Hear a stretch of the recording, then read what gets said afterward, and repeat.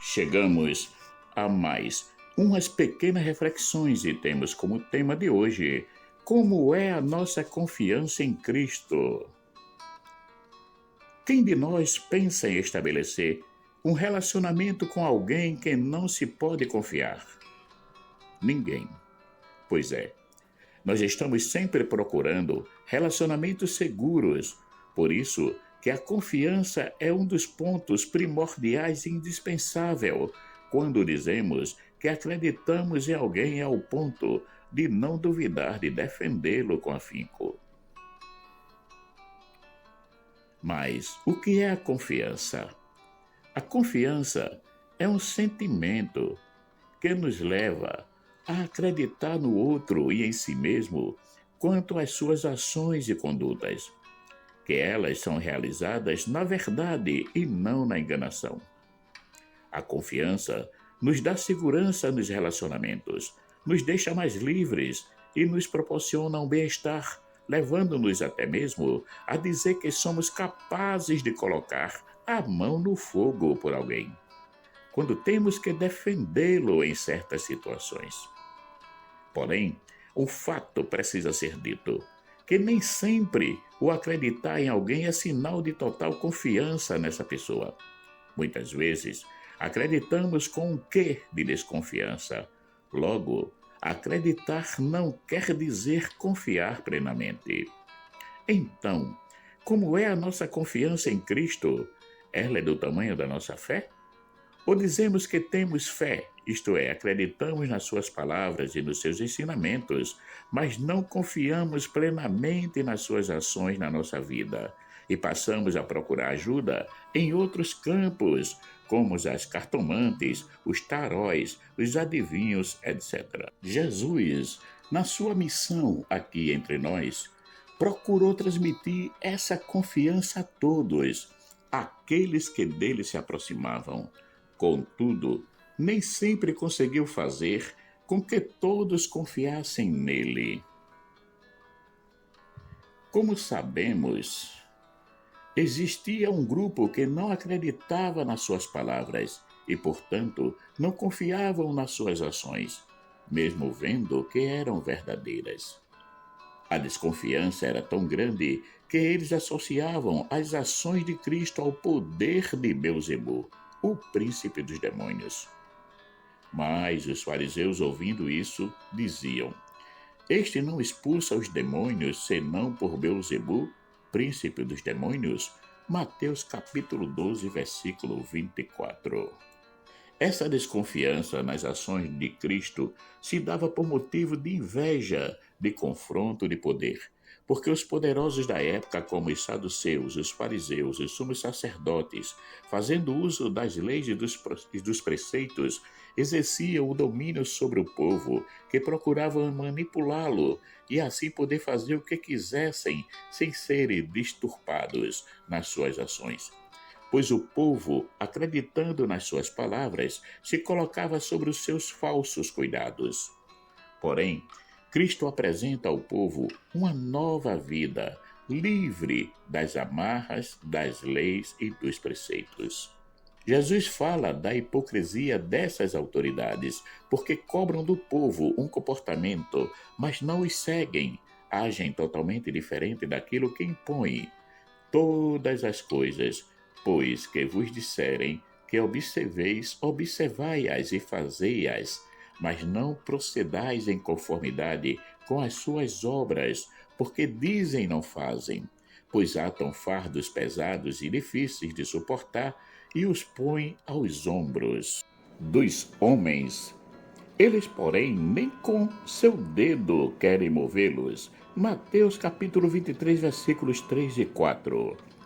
E a multidão, vendo a maneira como Jesus a tratava, toma a decisão de segui-lo e a confiar nas suas palavras. E dessa confiança, e junto também com as suas necessidades, começam a colocar diante dele os seus problemas.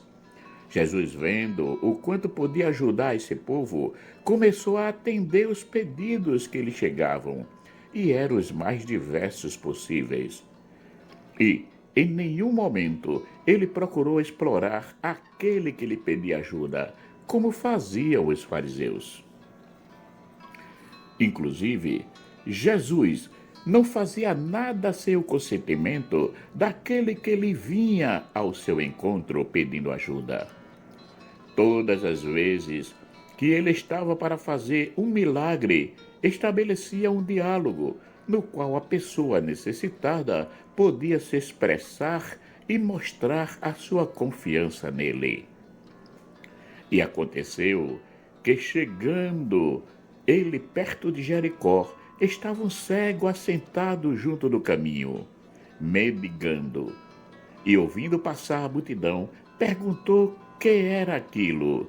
E disseram-lhe que Jesus Nazareno passava. Então clamou, dizendo: Jesus, filho de Davi, tem misericórdia de mim. E os que iam passando repreendiam-no para que se calasse. Mas ele clamava ainda mais: Filho de Davi, tem misericórdia de mim. Então Jesus, parando, mandou que o trouxessem. E chegando ele, perguntou-lhe, dizendo: Que queres que te faça? E ele disse: Senhor, que eu veja. E Jesus lhe disse: Vê, a tua fé te salvou. Lucas capítulo 18, versículos de 35 a 42. Nesse diálogo entre Jesus e aquele que lhe pedia ajuda, nem sempre era Jesus que iniciava o diálogo. Em alguns momentos, era a pessoa que lhe pedia ajuda. E eis que veio um leproso e o adorou, dizendo: Senhor, se quiseres, podes tornar-me limpo. Mateus capítulo 8, versículo 2. E ele, vendo a confiança e a fé, atendia ao pedido. E Jesus, estendendo a mão, tocou-o, dizendo: Quero ser limpo. E logo ficou purificado da lepra. Mateus capítulo 8, versículo 3. A confiança que a multidão tinha em Jesus era tão grande que, para alcançar o milagre, faziam coisas mirabolantes, como descer pelo telhado uma cama com um paralítico para ser curado. E vieram ter com ele, conduzindo o paralítico, trazido por 4. E, não podendo aproximar-se dele por causa da multidão, descobriram o telhado onde estava e, fazendo um buraco, baixaram o leito em que jazia o paralítico. Marcos capítulo 2, versículo 3 e 4. E Jesus, vendo a tamanha fé daquele povo, não o decepciona e atende ao pedido de cura. E Jesus, vendo a fé deles, disse ao paralítico: Filho, perdoados estão os teus pecados. Marcos capítulo 2, versículo 5. Como vemos, a confiança e a fé andaram juntas. E hoje, como é a nossa confiança em Cristo? Temos a coragem de realizar coisas mirabolantes para conseguirmos alguma graça ou bênção do alto? Qual é o nosso comportamento? É aquele dos fariseus ou a da multidão? O leproso foi ao encontro de Jesus e lhe disse: Senhor, se quiseres, podes tornar-me limpo. Quanta confiança! Tamanha foi a fé que ele teve em Cristo. Nós também podemos, cada dia, dizer como leproso: Senhor, se quiseres, podes tornar-me limpo de todas as mazelas que carrego. Comigo, purifica-me. Sabemos que é necessário nos recolocarmos diante de Deus todos os dias, pois a nossa imperfeição não nos deixa limpo por muito tempo. Sempre tem em nós algo que nos macula. Se tivermos a coragem de, antes de dormir, fazermos um profundo exame de consciência, iremos ver o quanto falhamos durante o dia. Apesar do esforço que tivemos para fazer sempre aquilo que agrada a Deus e aos irmãos, isto é, o bem, isso acontece como foi dito antes, devido ao pecado original que nos enfraquece e nos deixa vulneráveis ao erro. E o que é que devemos fazer para vencermos essa fragilidade?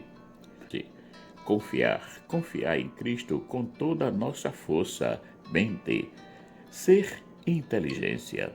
Não devemos ter a vergonha de nos reconhecermos frágeis e necessitados de sua ajuda. Para isso, é preciso que vivamos a humildade e tenhamos sempre Ele como a nossa rocha, aquele que pode nos ajudar a sermos cada dia uma criatura nova. Eis que faço nova todas as coisas. Apocalipse capítulo 21, versículo 5.